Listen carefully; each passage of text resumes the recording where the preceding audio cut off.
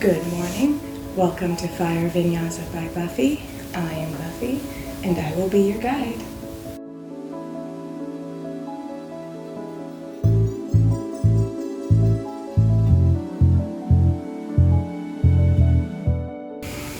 It's been requested that I show yoga postures and a flow to help release hip to ankle tension and pain.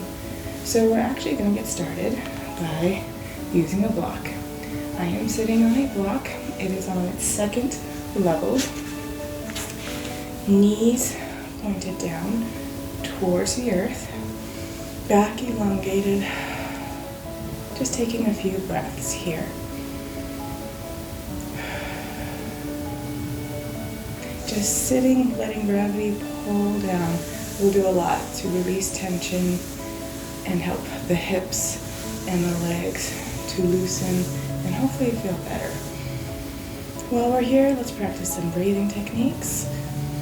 Hold the air into your stomach and release. Feel your stomach flatten and release. One more time.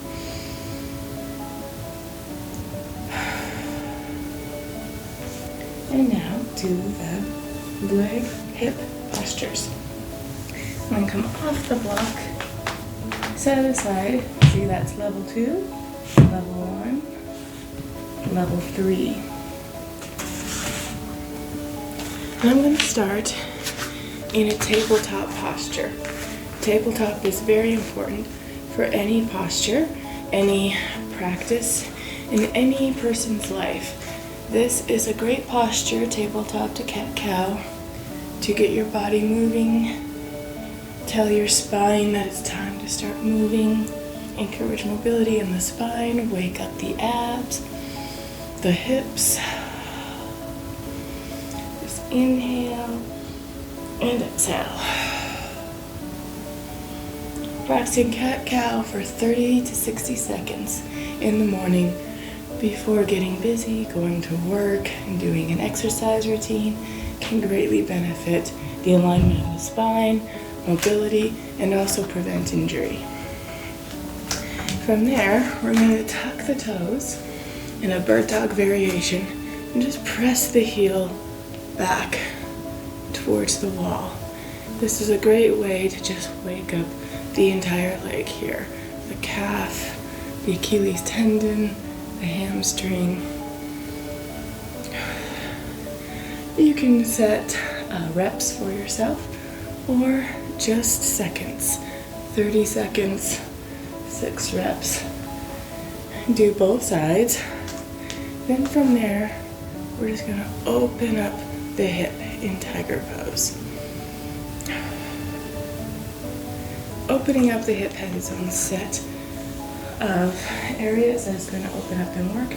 You're opening up the hip flexors, the abductors, or you can keep the hips squared towards the mat, and that's going to work more in the hamstring and outer thigh region.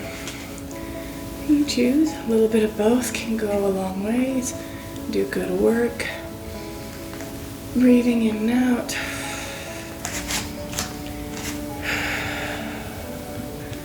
After 6 to 12 reps of that, try some knee to nose.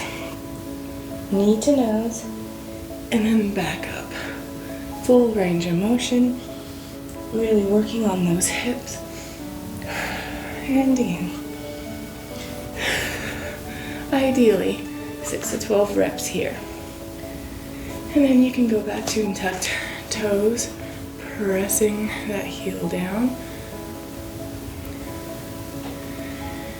After some bird dog variations and moving the hips around, another great hip opener is in our tabletop motion, just circling the hips around.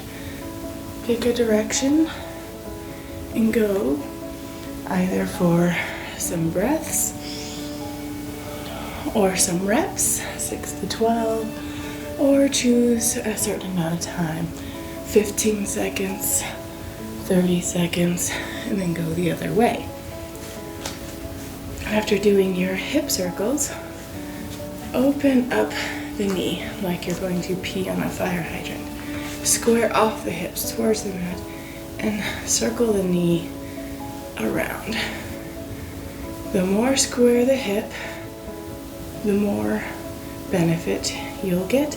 You should be able to feel this movement right there in that ball joint, which is really good. Anything in the body that's a ball joint has natural fluid that keeps it mobile.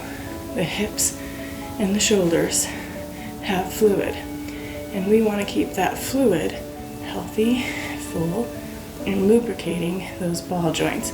That's exactly what this will do. And back to the tuck toes. From there, we can do a series of lizard lunges.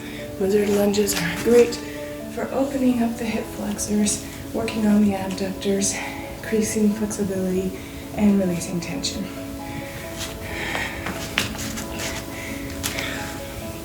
Our first set of lizard lunge is just this, lizard lunge. I like to go back and forth, really get the hips moving, ready to work.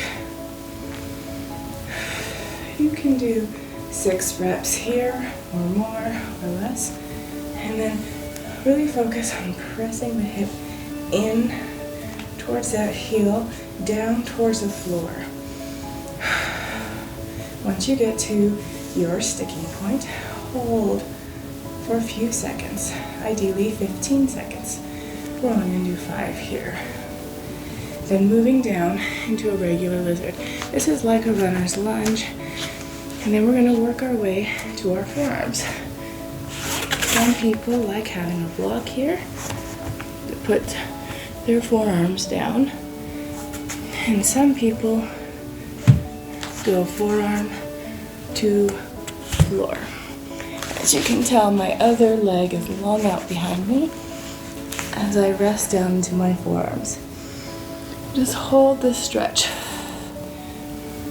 Hopefully 15 seconds. If not, start slow and work your way to 15 seconds.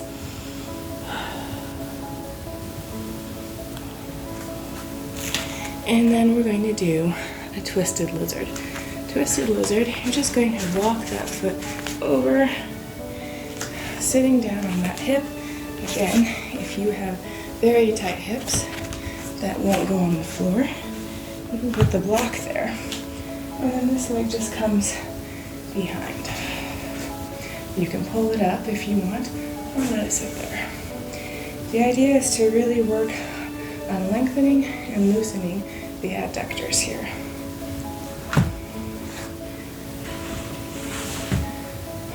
Breathe through that posture. Again, ideally 15 seconds.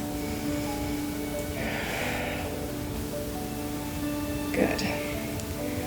After you do your lizard lunges on both sides, I like to add in a camel. It's a camel. It's a good rebound pose. It's a good chest, heart opener, but it's great for the hips.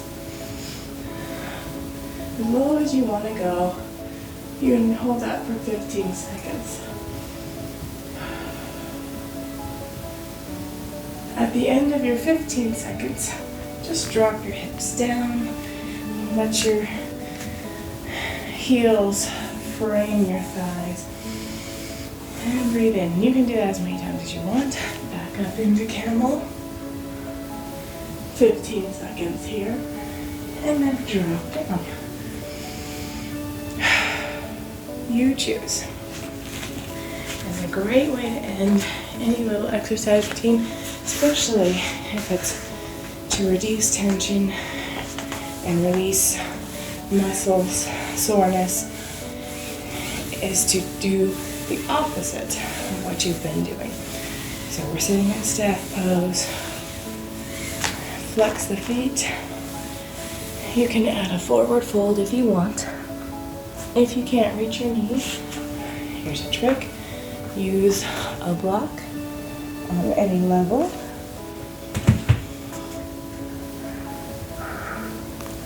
Open it up.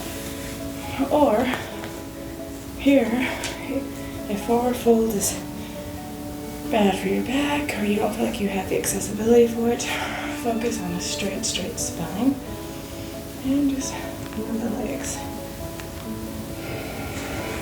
And now we have a wide straddle fold.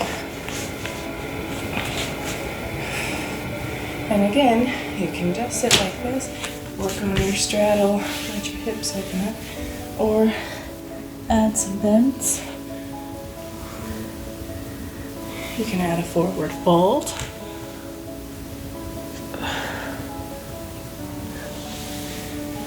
This is your practice. Yoga is for any person, no matter of age, mobility, or weight.